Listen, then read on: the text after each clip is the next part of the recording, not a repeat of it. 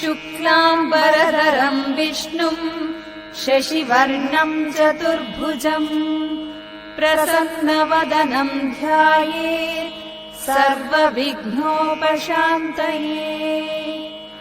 अथ श्रीगणपतिसहस्रनामस्तोत्रम्।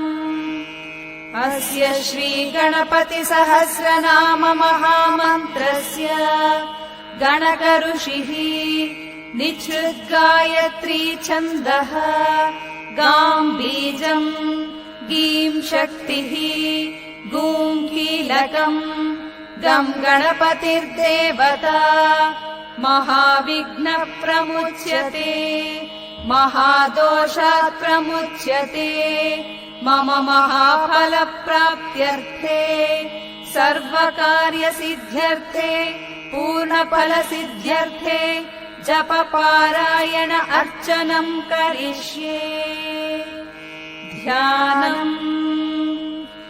एकदन्तम् चतुर्हस्तम् पाशमङ्कुशधारिणम् रदम् च वरदम् हस्तै बिभ्राणम् मूषकध्वजम् रक्तम् लम्बोदरम् शूर्पकर्णम् रक्तवाससम् रक्तगन्धानुलिप्ताङ्गम् रक्तपुष्पैः सुपूजितम् भक्तानुकम्पिनम् देवम् जगत्कारणमच्युतम् आविर्भूतम् च सृष्ट्यादौ प्रकृतेः पुरुषात् परम् एवम् ध्यायति यो नित्यम् स योगी योगिनाम् वरः।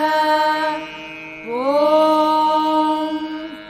गणेश्वरो गणक्रीडो गणनाथो गणाधिपः एकदन्तो वक्रतुण्डो गजवक्रो महोदरः लम्बोदरो धूम्रवर्णो विकटो विघ्ननाशनः सुमुखो दुर्मुखो बुद्धो विघ्नराजो गजाननः भीमप्रमोद आमोदः सुरानन्दो मदोत्कटः हेरम्बः शम्बरः शम्भुर्लम्बकर्णो महाबलः नन्दनो लम्पटो भीमो मेघनादो गणञ्जयः विनायको विरूपाक्षो वीरः शूरवरप्रदः महागणपतिर्बुद्धिप्रियः क्षिप्रप्रसादकः रुद्रप्रियो गणाध्यक्ष उमापुत्रो घनाशनः कुमारगुरुरीशानपुत्रो मूषकवाहनः सिद्धिप्रियः सिद्धिपतिः सिद्धिः सिद्धिविनायकः अविघ्नस्तुम्बुरुः सिंहवाहनो मोहिनीप्रियः कटङ्कटो राजपुत्रः शालकासंमितो मितः कूष्माण्डसामसम्भूतिर्दुर्जयो दुर्जयो जयः भूपतिर्भुवनानाम् च भूतानाम् पतिरव्ययः विश्वकर्ता विश्वमुखो विश्वरूपो निधिर्घृणिः कविः कवीनाम् वृषभो ब्रह्मण्यो ब्रह्मवित्प्रियः ज्येष्ठराजो निधिपतिर्निधिप्रियपतिप्रियः हिरण्मयपुरान्तस्थः सूर्यमण्डलमध्यगः कराहतिध्वस्तसिन्धुसलिलः पूषदन्तभित् उमाङ्ककेली कुतुकी मुक्तिदः कुलपावनः किरीटी कुण्डलीहारी वनमाली मनोमयः वैमुख्यहत दैत्यश्रीः पादहतिजितक्षितिः सद्यो जातः स्वर्णमुञ्ज मेखली दुर्निमित्तहृत् दुःस्वप्नदुष्टशमनो गुणीनादप्रतिष्ठितः सुरूपः सर्वनेत्राधिवासो बिभ्राजिनूपुरः पीताम्बरः कण्डरदः कण्डवैशाखसंस्थितः चित्राङ्गः श्यामदशनो पालचन्द्रश्चतुर्भुजः योगाधिपस्तारकस्तः पुरुषो गजकर्णकः गणाधिराजो विजयस्थिरो गजपतिर्ध्वजी देवदेव स्मर प्राणदीपको वायुकीलकः विषश्चिद्वरदो नादोन्नादभिन्नबलाहकः वराहरदनो मृत्युञ्जयो व्याघ्राजिनाम्बरः इच्छाशक्तिधरो देवत्रातो दैत्यविमर्दनः शम्भुवक्त्रोद्भवः शम्भुकोपजः शम्भुहास्य भूः शम्भुतेजा शिवाशोकहारी गौरी सुखावहः उमाङ्गमलजो गौरी तेजो भूस्वर्धुनी भवः यज्ञकायो महानादो गिरिवर्ष्मा शुभाननः सर्वात्मा सर्वदेवात्मा ब्रह्ममूर्धा गुगुप्सुतिः ब्रह्माण्डकुम्भशिद्व्योमबालः सत्यशिरोरुहः जगज्जन्मलयोन्मेष निमेषोऽज्ञर्कसोमधृक् गिरीन्द्रैकरदो धर्मो धर्मिष्ठः समबृंहितः ग्रहर्षदशनो वाणी जिह्वो वासवनासिकः भूमध्य संस्थितकरो ब्रह्म विद्यामदोदकः कुलाचलांसः सोमार्कघण्टो रुद्रशिरोधरः नदीनदभुजः सर्वाङ्गुलीकस्तारकानकः व्योमनाभिः श्रीहृदयो मेरुपृष्ठोर्णवोदरः कुक्षिस्तयक्षगन्धर्वरक्षः किन्नरमानुषः पृथ्वीकटिसृष्टिलिङ्गः शैलोरुदग्रजानुकः पातालजङ्घो मुनिपात्कालाङ्गुष्ठस्त्रयीतनुः ज्योतिर्मण्डललाङ्गूलो हृदयालाननिश्चलः हृत्पद्मकर्णिकाशाली वियत्केलिसरोवरः सद्भक्तध्याननिगडः पूजावारिनिवारितः प्रतापी काश्यपो मन्ता गणकोऽभिष्टपीबली यशस्वी धार्मिको जेता प्रमतः प्रमतेश्वरः चिन्तामणिद्वीपपतिः कल्पद्रुमवनालयः रत्नमण्डपमध्यस्थो रत्नसिंहासनाश्रयः तीव्राशिरोद्धृतपदो ज्वालिनी मौलिलालितः नन्दानन्दितपीठः श्रीर्भोर्गदो भूषितासनः सकामदायिनी पीठः स्फुरदुग्रासनाश्रयः तेजोवती शिरोरत्नम् सत्यनित्यावतंसितः सविघ्ननाशिनी पीठः सर्वशक्त्यम्बुजाश्रयः लिपिपद्मासनाधरो वह्निधामत्रयाश्रयः उन्नतप्रपदो गूढगुल्फसंवृत्तपार्ष्णिकः मीनजङ्गश्क्लिष्टजानुस्थूलोरुप्रोन्नमत्कटिः निम्ननाभिस्थूलकुक्षिः पीनवक्षा बृहद्भुजः पीनस्कन्धः कम्बुकण्ठो लम्बोष्ठो लम्बनासिकः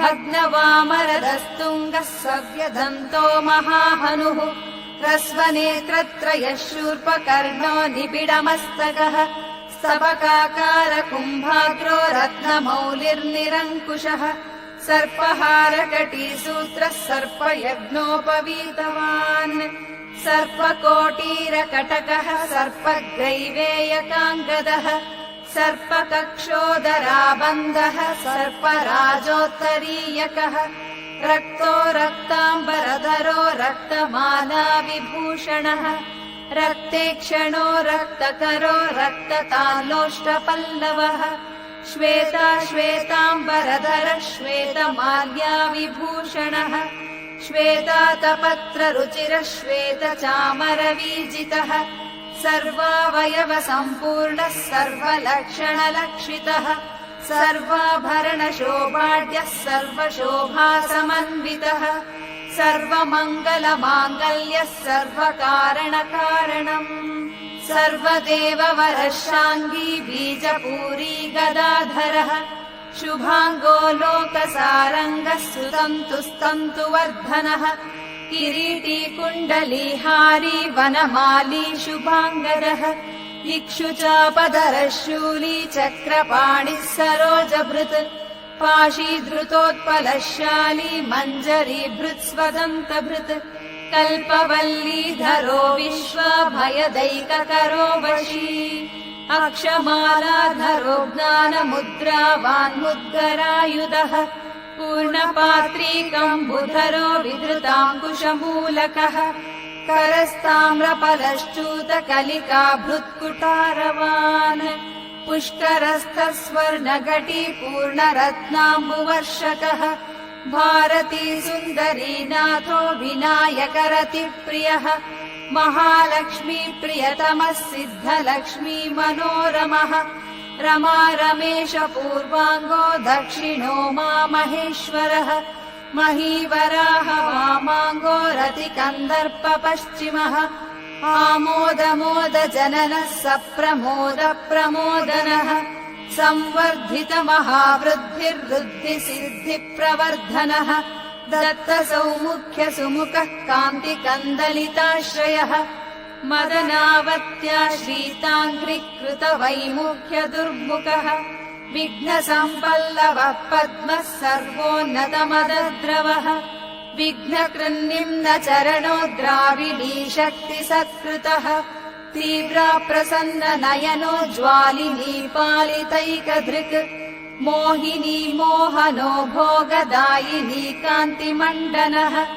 कामिनी कान्तवक्त्रश्री अधिष्ठित वसुन्धरः वसुधारामदो नादो महाशङ्खनिधिप्रियः नवद्वसुमती माली महापद्मनिधिः प्रभुः सर्वसद्गुरु संसेव्यः शोचिष्केशहृदाश्रयः ईशान्यमूर्धा देवेन्द्रशिखः पवननन्दनः प्रत्युग्रनयनो दिव्यो दिव्यास्त्रशतपर्वधृक् ऐरावतादि सर्वाशवारणो वारणप्रियः वज्राद्यस्त्रपरीवारो गणचण्डसमाश्रयः जया जय परिकरो विजया विजयावहः अजयार्चितपादाब्जो नित्यानन्दवनस्थितः विलासिनी कृतोल्लासः शौण्डी सौन्दर्यमण्डितः अनन्तानन्त सुखदः सुमङ्गल सुमङ्गलः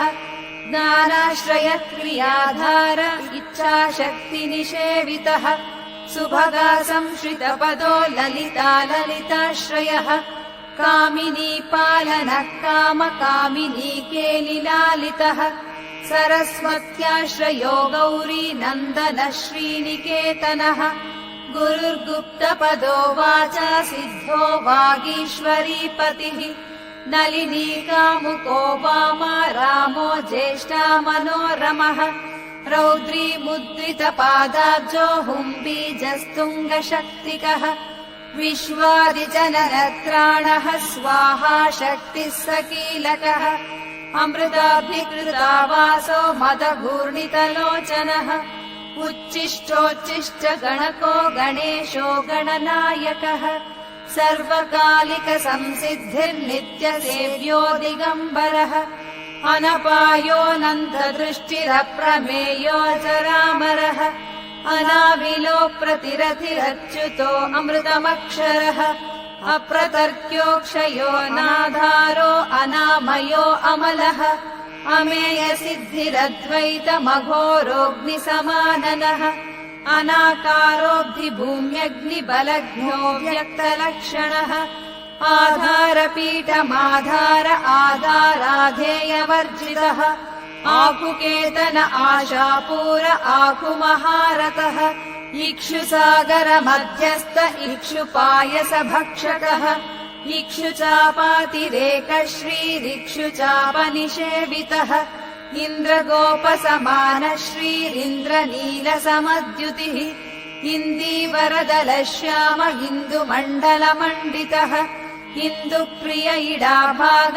इडावानिन्दिराप्रियः इक्ष्वाकुविघ्नविध्वंसी इति कर्तव्यतोत्थितः ईशानमौलिरीशान ईशानप्रियहीतिः येषाणत्रयकल्पान्त ईहा मात्रविवर्जितः उपेन्द्र उडुबृन्मौलिरुडुनाथकरप्रियः उन्नतासन उत्तुङ्ग उदारस्त्रिदशाग्रणीः ऊर्जस्वलूष्मलप्रद ऊहापोहदुरासदः ऋग्यजुस्सामनयन रुद्धिसिद्धिसमर्पकः ऋजुचित्तैकसुलभो ऋणत्रयविमोचनः लुप्तविघ्नस्वभक्तानाम् लुप्तशक्तिः सुरद्विषाम् लुप्तश्रीर्विमुखार्चानाम् लूताविस्फोटनाशनः एकारपीठमध्यस्थ येन पीठकृतासनः ये जिताखिल दैत्यश्रीरेधिताखिल संश्रयः ऐश्वर्यनिधिरैश्वर्यमैहिकामुष्मिकप्रदः ऐरम्मदसमोन्मेष ऐरावत समाननः ओङ्कारवाच्य ओङ्कार ओजस्वानोषधीपतिः औदार्यनिधिरौधत्य धुर्य औन्नत्य निःसमः अङ्कुशः सुरनागानमङ्कुशाकार संस्थितः अह समस्त विसर्गान्तपदेषु परिकीर्तितः कमण्डलुधरः कल्पः कपर्दीकलमादनः कर्म साक्षी कर्मकर्ता कर्मा कर्मफलप्रदः कदम्बगोलकाकार कूष्माण्डगणनायकः कारुण्यदेहः कपिलः कतकः कटिसूत्रभृत् खर्वः खड्गप्रियः कान्तान्तस्तः कनिर्मलः खड्वाङ्गशृङ्गनिलयः खड्वाङ्गी खदुरासदः गुणाढ्यो गहनोगस्था गद्यपद्यसुधार्णवः गद्यगानप्रियो गर्जो गीतो गीर्वाणपूर्वजः गुह्याचाररतो गुह्यो गुह्यागमनिरूपितः गुहाशयो गुडाभ्यस्तो गुरुगम्यो गुरोर्गुरुः घण्टा गर्घरिकामाली घटकुम्भो घटोधरः ञकारवाच्यो ङाकारो ङकाराकारशुण्डभृत् चण्डश्चण्डेश्वरश्चण्डी चण्डेशश्चण्डविक्रमः चराचरपतिश्चिन्तामणिश्चर्वणलालसः छन्दश्चन्दोद्भवश्चन्दो दुर्लक्षश्चन्दविग्रहः जगद्योनिर्जगत्साक्षी जगदीशो जगन्मयः जप्यो जपपरो चाप्यो जिह्वा सिंहासनप्रभुः स्रवद्गण्डोल्लसद्धान झङ्कारी भ्रमराकुलः टङ्कारस्पारसम्भ्रावष्टङ्कारमणिनूपुरः तापत्रयनिवारी च सर्वमन्त्रेषु सिद्धिदः डिम्डिमुण्डो डाकिनीशो डामरो डिण्डिमप्रियः धक्कानिनादमुदितो डौकोडुण्डिविनायकः एकारवाच्यो वागीशो विश्वात्मा विश्वभावनः तत्त्वानाम् प्रकृतिस्तत्त्वम् तत्त्वम् पदनिरूपितः तारकान्तरसंस्थानस्तारकस्तारकान्तकः स्थाणुस्ताणुप्रियस्ताता स्थावरम् जङ्गमम् जगत् दक्षयज्ञप्रमथनो दाता दानवमोहनः दयावान् दिव्यविभवो दण्डभृद्दण्डनायकः दन्तप्रभिन्ना भ्रमलो दैत्यवारणधारणः दंश्रालग्नद्वीपघटो देवार्तनृगजाकृतिः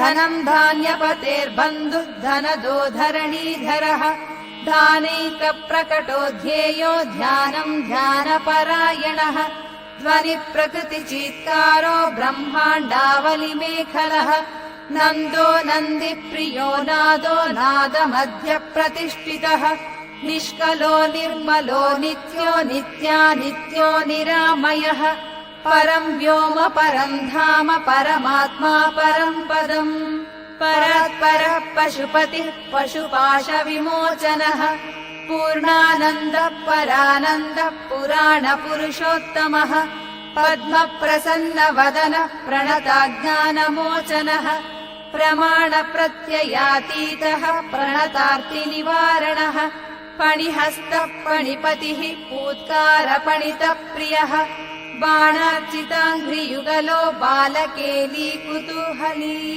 ब्रह्म ब्रह्मार्चितपदो ब्रह्मचारी बृहस्पतिः बृहत्तरो ब्रह्मपरो ब्रह्मण्यो ब्रह्मवित्प्रियः भूक्षेपदत्तलक्ष्मीको भर्गो भद्रो भयापहः भगवान् भक्तिसुलभो भूतिदो भूतिभूषणः भव्यो भूतालयो भोगदाता भ्रूमध्यगोचरः मन्त्रो मन्त्रपतिर्मन्त्री मदमत्तो मनोरमः मेखलावान् मन्दगतिर्मतिमत्कमलेक्षणः महाबलो महावीर्यो महाप्राणो महामनाः यज्ञो यज्ञयतिर्यज्ञगोप्ता यज्ञफलप्रदः यशस्करो योगगम्यो याज्ञिको याजकप्रियः रसो रसप्रियो रस्यो रञ्जको रावणार्चितः रक्षो रक्षाकरो रत्नगर्भो राज्यसुखप्रदः लक्षो लक्षप्रदो लक्षो लयस्थो लड्डुकप्रियः लास्यप्रियो लास्यपरो लाभकृल्लोकविश्रुतः वरेण्यो वह्नि वदनो वन्द्यो वेदान्तगोचरः विकर्ता विश्वतश्चक्षुर्विधाता विश्वतोमुखः वामदेवो विश्वनेता वज्रिवज्रनिवारणः विवस्वद्बन्धनो विश्वाधारो विश्वेश्वरो विभुः शब्दब्रह्म शमप्राप्य शम्भुशक्तिर्गणेश्वरः शास्ता शिखाग्रनिलयः शरण्यः शिखरीश्वरः षड्ऋतुकुसुमस्रग्नि षडाधारा षडक्षरः संसारवैद्यः सर्वज्ञः सर्वभेषज भेषजम् सृष्टिस्थितिलयक्रीडः सुरकुञ्जरभेदकः सिन्धूरितमहाकुम्भः सदसद्व्यक्तिदायकः साक्षी मुद्रमदनः स्वसंवेद्यः स्वदक्षिणः स्वतन्त्रः सत्यसङ्कल्पः सामगानरतः सुखी हंसो हस्तिपिशाचीशो हवनम् हव्यकव्यभुक् हव्यम् हुतप्रियो हृष्टो हृल्लेखामन्त्रमध्यगः क्षेत्रादिपक्षमाभर्ता क्षमापरपरायणः क्षिप्रक्षेमकरक्षेमानन्दक्षोणीसुरद्रुमः धर्मप्रदोऽर्थदः कामदाता सौभाग्यवर्धनः विद्याप्रदो विभवदो भुक्तिमुक्तिफलप्रदः अभिरूप्यकरो वीरश्रीप्रदो विजयप्रदः सर्ववश्यकरो गर्भदोषः पुत्रपौत्रदः मेधादः कीर्तिदः शोकहारी दौर्भाग्यनाशनः प्रतिवादिमुखस्तम्भो रुष्टचित्तप्रसादनः पराभिचारशमनो दुःखः बन्धमोक्षदः लवस्त्रुटिः कलाकाष्ठा निमेषस्तत्परक्षणः घटी मुहूर्तप्रहरो दिवानक्तमहर्निशम् पक्षो मासद्वयनाभयुगः कल्पो महालयः राशिस्तारातिथिर्योगो वारः करणमंशकम् लग्नम् होराकालचक्रम् मेरुः सप्तर्षयो ध्रुवः राहुर्मन्दः कविर्जीवो बुधो भौमः शशीरविः कालसृष्टिस्थितिर्विश्वम् स्थावरम् जङ्गमम् जगत् भूरापोऽग्निर्मरुद्व्योमा अहङ्कृतिः प्रकृतिः पुमान् ब्रह्म विष्णुः शिवो रुद्र ईशः शक्तिः सदाशिवः त्रिदशापितरः सिद्धा यक्षा रक्षांसि किन्नराः सिद्धविद्याधरा भूता मनुष्याः पशवः खगाः समुद्राः सरितः शैला भूतम् भव्यम् भवोद्भवः साङ्ख्यम् पातञ्जलम् योगम् पुराणानि श्रुतिस्मृतिः वेदाङ्गानि सदाचारो मीमांसा न्यायविस्तरः आयुर्वेदो धनुर्वेदो गान्धर्वम् काव्यनाटकम् वैखानसम् भागवतम् मानुषम् पाञ्चरात्रकम् शैवम् पाशुपतम् कालमुखम् भैरवशासनम् शाक्तम् वैनायकम् सौरम् जैनमार्हत संहिता सदसद्व्यक्तमव्यक्तिम् सचेतनमचेतनम् बन्धो मोक्षः सकम् भोगो योगः सत्यमणुर्महान् स्वस्ति हुंफट् स्वधा स्वाहा श्रौषट् वौषट् वषट् समः ज्ञानम् विज्ञानमानन्दो बोधः संवित् समः शमः एक एकाक्षराधार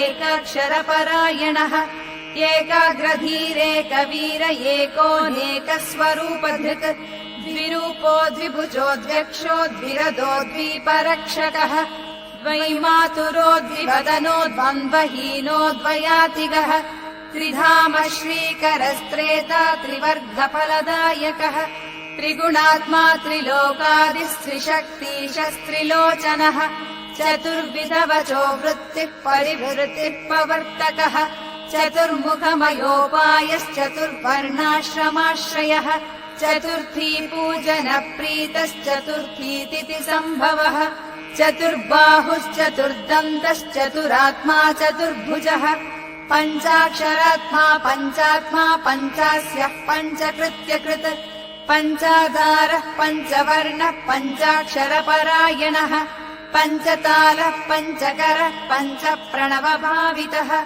पञ्चब्रह्ममयस्फूर्तिः पञ्चावरणवारितः पञ्चभक्ष्यप्रियः पञ्चबाणः पञ्चशिवात्मकः षट्कोणपीठः षट्चक्रधामा षड्ग्रन्थिभेदकः षडङ्गध्वान्तविध्वंसी षडङ्गुलमहाह्रदः षण्मुखः षण्मुखभ्राता षट्शक्तिपरिवारितः षड्वैरिवर्गविध्वंसी षडूर्मिभयभञ्जनः षट्तर्कदूर षट्कर्मा षड्गुणः षड्रसाश्रयः सप्तपातालचरणः सप्तद्वीपोरुमण्डलः सप्तस्वर्लोकमुकुटः सप्तसप्तिवरप्रदः सप्ताङ्गराज्यसुखदः सप्तर्षिगणवन्दितः सप्तच्छन्दोनिधिः सप्तहोत्रः सप्तस्वराश्रयः सप्ताभिकेलिकासारः सप्तमातृनिषेवितः सप्तच्छन्दोमोदमदः सप्तच्छन्दोमुखप्रभुः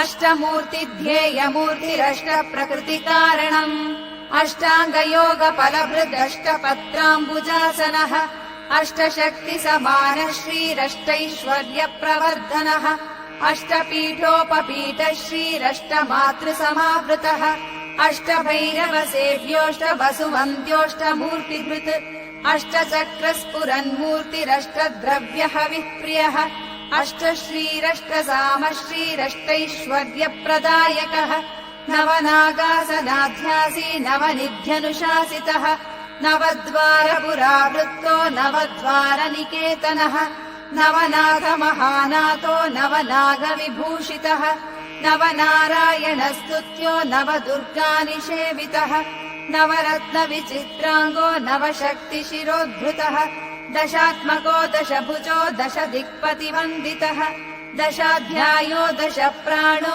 दशेन्द्रियनियामकः दशाक्षरमहामन्त्रो दशाशाव्यापि विग्रहः एकादशमहारुद्रैस्तुतश्चैकादशाक्षरः द्वादशद्विदशाष्टादिदोर्दण्डास्त्रनिकेतनः त्रयोदशभिधा भिन्नो विश्वे देवाधिदैवतम् चतुर्दशेन्द्रवरदश्चतुर्दशमनुप्रभुः चतुर्दशाद्यविद्याढ्यश्चतुर्दश जगत्पतिः साम पञ्चदश पञ्चदशी शीतांशुनिर्मलः तिथि पञ्चदशाकारस्थित्या पञ्चदशार्चितः षोडशाधारनिलयः षोडशस्वरमातृकः षोडशान्तपदावासः षोडशेन्दुकलात्मकः कला सप्तदशी सप्तदश सप्तदशाक्षरः अष्टादशद्वीपपतिरष्टादश पुराणकृत् अष्टादशौषधी सृष्टिरष्टादशविधिः स्मृतः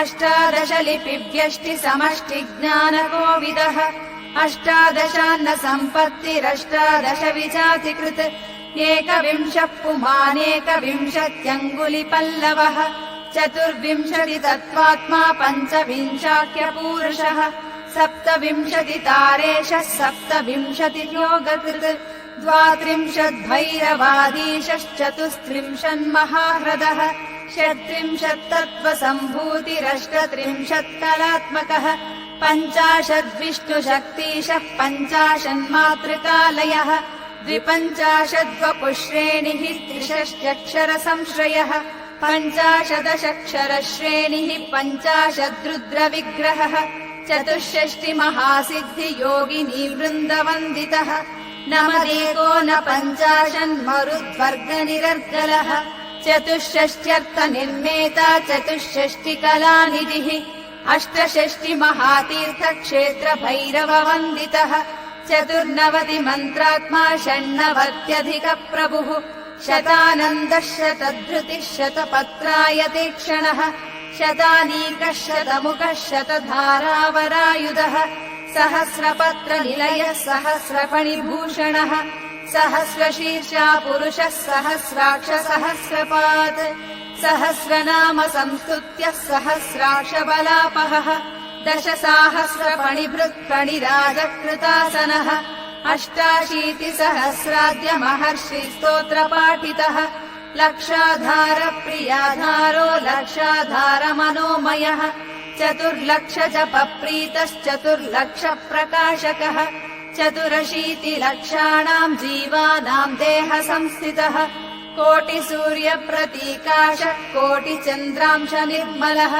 शिवोद्भवाद्यष्टकोटिवैनायकधुरन्धरः 7 महामन्त्रमन्त्रितावयवद्युतिः 33 कोटिसुरश्रेणी प्रणतपादुकः अनन्तदेवता सेव्यो ह्यनन्त शुभदायकः अनन्तनामानन्त श्रीरनन्तोऽनन्त सौख्यदः अनन्तशक्तिसहितो ह्यनन्त मुनिसंस्तुतः अनन्तमुनिसंस्तुत ॐ नम इति श्रीगणपतिसहस्रनामस्तोत्रम् सम्पूर्णम्।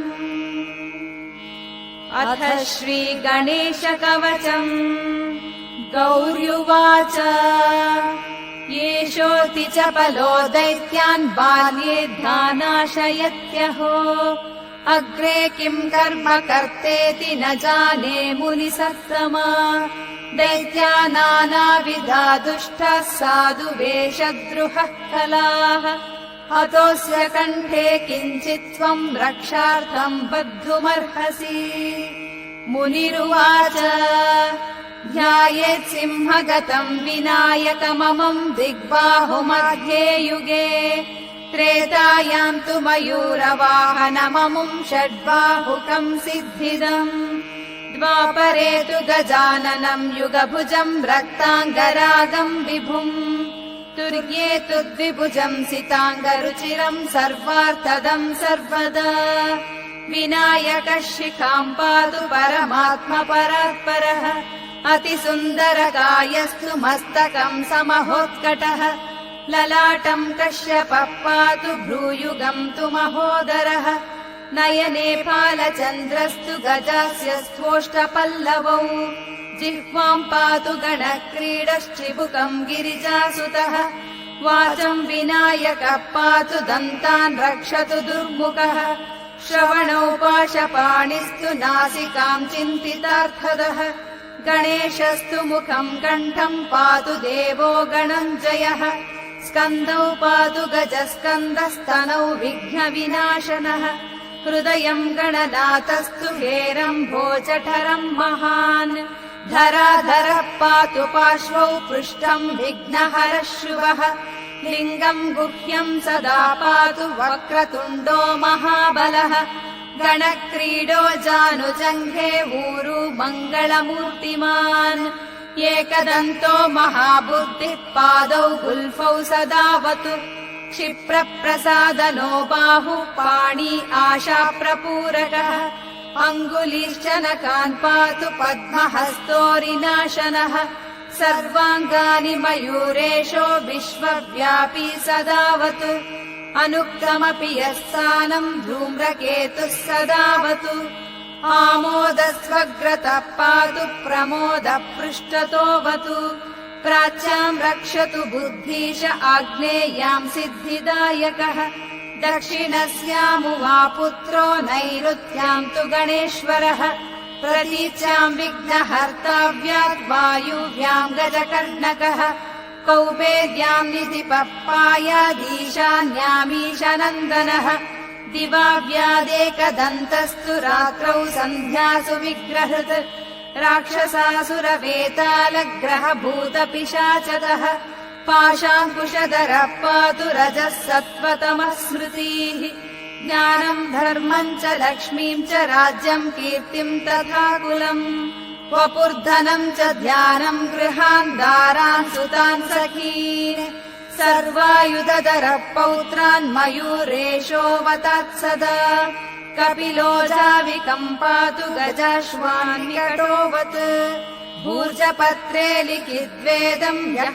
कण्ठे धारयेत् सुधीः न भयम् जायते तस्य यक्षरक्षः पिशाचतः त्रिसन्ध्यम् जपते यस्तु वज्रसारतनुर्भवेत् यात्राकाले पठेद्यस्तु निर्विघ्नेन फलम् लभेत् युद्धकाले पठेद्यस्तु विजयम् चाप्नुयाद्धृतम् मारणोच्चाटनाकर्ष्य स्तम्भमोहनकर्मणि सप्तवारं जपेदेतद्दिनानामेकविंशतिम् तत्तत्फलमवाप्नोति साधको नात्र संशयः 21वारं च पठेत्तावद्दिनानि यः कारागृहगतम् सद्यो राज्ञा वध्यम् च मोचयेत् राजदर्शनवेलायाम् पठेदेतत्त्रिवारतः स राजानम् वशम् नीत्वा प्रकृतिश्च सभाम् जयेत् इदम् गणेशकवचम् कश्यपेन समीरितम् मुद्गलाय च तेनाथ माण्डव्याय महर्षये मह्यम् सप्राह कृपया कवचम् सर्वसिद्धिदम् न देयम् भक्तिहीनाय देयम् श्रद्धावते शुभम् यस्यानेन कृता रक्षा न बाधास्य भवेत् क्वचित् राक्षसासुरवेताल दैत्यदानवसम्भवा। इति श्रीगणेशकवचम् सम्पूर्णम्। अथ श्रीगणपति अष्टोत्तरशतनामावलिः। ॐ विनायकाय नमः। ॐ विघ्नराजाय नमः। ॐ गौरीपुत्राय नमः। ॐ गणेश्वराय नमः। ॐ स्कन्दाग्रजाय नमः। ॐ अव्ययाय नमः। ॐ पूताय नमः। ॐ दक्षाध्यक्षाय नमः। ॐ द्विजप्रियाय नमः। ॐ अग्निगर्भच्छिदे नमः। ॐ इन्द्रश्रीप्रदाय नमः। ॐ वाणीबलप्रदाय नमः। ॐ सर्वसिद्धिप्रदाय नमः। ॐ शर्वतनयाय नमः। ॐ शर्वरीप्रियाय नमः। ॐ शर्वप्रियाय नमः। ॐ सर्वात्मकाय नमः। ॐ सृष्टिकर्त्रे नमः। ॐ देवानिकार्चिताय नमः। ॐ शिवाय नमः। ॐ शुद्धाय नमः। ॐ बुद्धिप्रियाय नमः। ॐ शान्ताय नमः। ॐ ब्रह्मचारिणे नमः। ॐ गजाननाय नमः। ॐ द्वैमातुराय नमः। ॐ मुनिस्तुत्याय नमः। ॐ भक्तविघ्नविनाशकाय नमः। ॐ एकदन्ताय नमः। ॐ चतुर्बाहवे नमः। ॐ शक्तिसंयुताय नमः। ॐ चतुराय नमः। ॐ लम्बोदराय नमः। ॐ शूर्पकर्णाय नमः। ॐ हेरम्बाय नमः। ॐ ब्रह्मवित्तमाय नमः। ॐ कालाय नमः। ॐ ग्रहपतये नमः। ॐ कामिने नमः। ॐ सोमसूर्याग्निलोचनाय नमः। ॐ पाशाङ्कुशधराय नमः। ॐ चण्डाय नमः। ॐ गुणातीताय नमः। ॐ निरञ्जनाय नमः। ॐ अकल्मषाय नमः। ॐ स्वयं सिद्ध्यसिद्धार्चितपदाय नमः। ॐ बीजपूरकाय नमः। ॐ अव्यक्ताय नमः। ॐ गदिने नमः। ॐ वरदाय नमः। ॐ शाश्वताय नमः। ॐ कृतिने नमः। ॐ विद्वत्प्रियाय नमः। ॐ वीतभयाय नमः। ॐ चक्रिणे नमः। ॐ इक्षुचापद्धृते नमः। ॐ अब्जोत्पलकराय नमः। ॐ श्रीजाय नमः।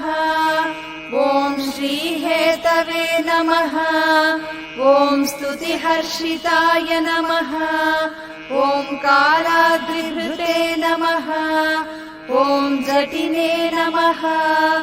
ॐ चन्द्रचूडाय नमः। ॐ अमरेश्वराय नमः। ॐ नागयज्ञोपवीतिने नमः। ॐ श्रीकण्ठाय नमः। ॐ रामार्चितपदाय नमः। ॐ व्रतिने नमः। ॐ स्थूलकण्ठाय नमः। ॐ त्रयीकर्त्रे नमः। ॐ सामघोषप्रियाय नमः। ॐ पुरुषोत्तमाय नमः। ॐ स्थूलतुण्डाय नमः। ॐ अग्रगण्याय नमः। ॐ ग्रामण्यै नमः। ॐ गणपाय नमः। ॐ स्थिराय नमः। ॐ वृद्धाय नमः। ॐ सुभगाय नमः। ॐ शूराय नमः। ॐ वागीशाय नमः। ॐ सिद्धिदाय नमः। ॐ दूर्वाबिल्वप्रियाय नमः। ॐ कान्ताय नमः। ॐ पापहारिणे नमः। ॐ कृतागमाय नमः। ॐ समाहिताय नमः। ॐ वक्रतुण्डाय नमः। ॐ श्रीप्रदाय नमः। ॐ सौम्याय नमः। ॐ भक्तकाङ्क्षितदाय नमः। ॐ अच्युताय नमः। ॐ केवलाय नमः। ॐ सिद्धाय नमः। ॐ सच्चिदानन्दविग्रहाय नमः। ॐ ज्ञानिने नमः। ॐ मायायुक्ताय नमः। ॐ दान्ताय नमः। ॐ ब्रह्मिष्ठाय नमः। ॐ भयवर्जिताय नमः। ॐ प्रमत्तदैत्यभयदाय नमः। ॐ व्यक्तमूर्तये नमः। ॐ अमूर्तकाय नमः। ॐ पार्वती शङ्करोत्सङ्गकेलनोत्सवलालनाय नमः। ॐ समस्तजगदाधाराय नमः। ॐ वरमूषकवाहनाय नमः। ॐ हृष्टस्तुताय नमः। ॐ प्रसन्नात्मने नमः। ॐ सर्वसिद्धिप्रदायकाय नमः। इति श्रीगणपति अष्टोत्तरशतनामावलिः सम्पूर्णम्।